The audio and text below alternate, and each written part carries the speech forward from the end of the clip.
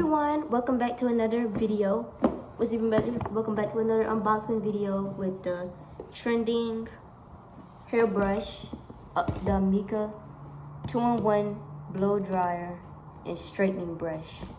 It was trending all on my TikTok. I posted a video where I was in Sephora and getting it, and then I'm telling y'all, I'm gonna do this review, all right? So we're gonna go ahead and unbox this. It's an easy slide off. Oh,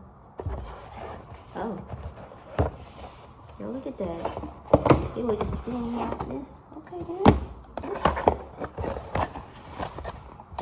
Then we got the what you call it, cord. No, I'm gonna set this way so I can see, because you see nothing but purple.